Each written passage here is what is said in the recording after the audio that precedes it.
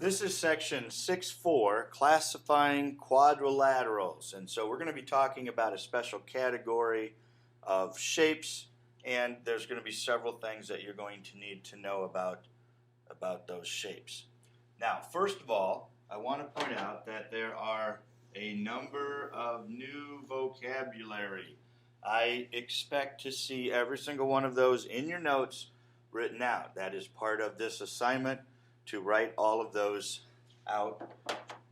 So make sure that gets in your notes before you are done with this section. You can either stop it and do it now, or you can do it after you've listened to this. All right, so let's talk about this. First of all, if we're talking about a quadrilateral, what are we talking about? Well, first of all, a quadrilateral is an object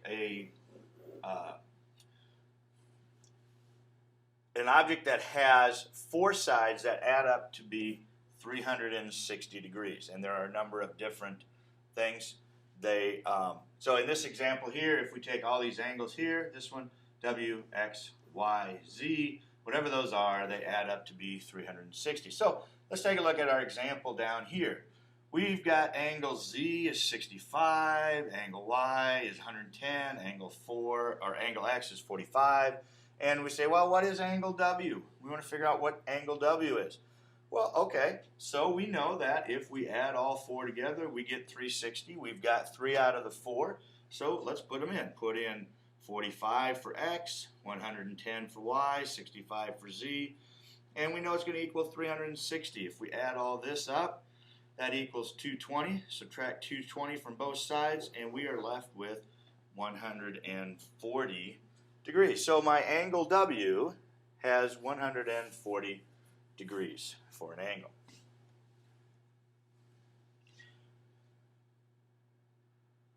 Now, let's classify some of these guys. So, if we talk about quadrilaterals, a quadrilateral is an object that has 4 sides. And any object with 4 sides would be classified as some type of quadrilateral, but we have more specific names for many of these quadrilaterals, and you will be responsible to know those names, and you want to pick the best name for your particular shape when you have to identify it. So let's take a look at this one first. The first one here is known as a trapezoid.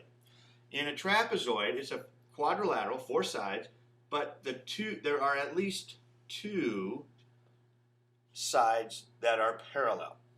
So in this particular example, this side here and the top, bottom and the top, are parallel sides, so therefore this qualifies as a quadrilateral or as a trapezoid.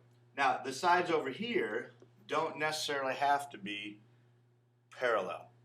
Now they did talk about over here, they talk about a specific or a special type of trapezoid. That is one known as an isosceles triangle, or isosceles trapezoid, not triangle.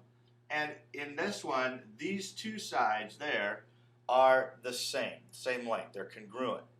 Therefore, so what we've got is a pair of parallel sides, and the ones in between it are congruent. That would be an isosceles trapezoid. That's a special case of a trapezoid. Okay, so trapezoid's kind of generic. You know, I mean, there are a lot of different things. In fact, quite a few of the ones that we'll look at later could be classified as trapezoids if they have 2 parallel sides, but we have more specific names for them, and those are the names that we want to use.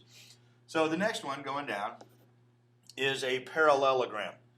Parallelogram, unlike a trapezoid only has 1 pair of parallel sides. A parallelogram has 2 pairs. So we've got the top and the bottom, which are parallel, and then we've got the 2 sides, which are parallel. So in a parallelogram, you would have 2 sides, or 2 pairs of sides that are parallel. They are also congruent. They also are the same length. So these 2 are the same length. These 2 are the same length. It has both of those particular features.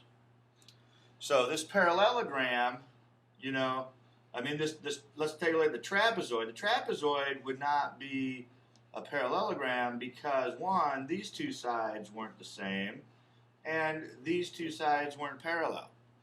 However, the parallelogram could fit into the trapezoid. You could say it is that because it does have a pair of parallel sides, but we're going to try to be as specific as possible on each of these when you name them. You're going to find the best shape. There's a name for each one of them. That's the best. All right, let's take a look at the rhombus here, if we go on. And our rhombus is a parallelogram with 4 congruent sides. So the difference between a parallelogram and a rhombus is in a rhombus, they're all the same, all 4 of them. Parallelogram, these 2 were the same, and this one, these 2 were the same, but not all. They weren't all the 4 the same. So a rhombus is a parallelogram with 4 congruent sides. Over here on the left, we have, and these are the ones that you guys are, probably pretty simple for you guys. You guys know most of this. We've got a rectangle, and a rectangle is, once again, a parallelogram, but this one has 4 right angles. So we've got 90-degree angles in there on each one. Now notice that you could not say, a rhombus wouldn't necessarily be a rectangle because we didn't say anything about these angles. These angles could be different. This angle looks like it's a little bit smaller than 90 degrees. This angle here looks like it's a little bit bigger than 90 degrees. So, we couldn't say that with the rhombus. And then our last one, we've got a square, and a square is a parallelogram with both 4 congruent sides and 4 right angles. So what we've done is we've taken parts of the rhombus, parts of the rectangle, and put it together in our square. So we've taken the right angles from the rectangle, we've taken the 4 congruent sides from the rhombus, and that's my square when we get all done. All right, so it is very important that you can identify all of these. Identify trapezoid, parallelogram, rhombus, rectangle, square, and of course there are some that don't fit into any of those categories, which would simply be known as a quadrilateral.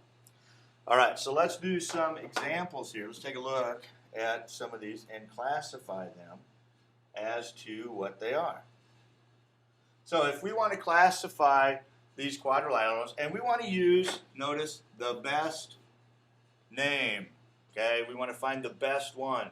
So if we look at this object here, okay, we're looking, the best thing we can find is 2 parallel sides.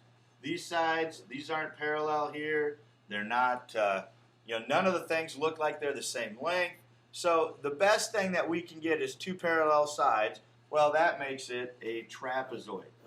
So trapezoid for number 2. Number 3, we've got ones that are, we've got parallel here and here, parallel here and here, and we've got 1, 2, 3, 4. They're all the same.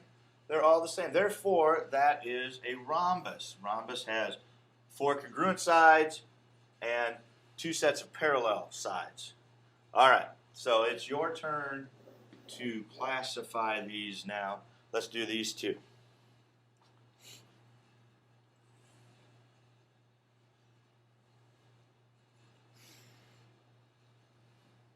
All right, if we look at the first one, that one should be pretty simple. You should identify these kind of things. You should say, oh, look, it's got 4 90-degree angles.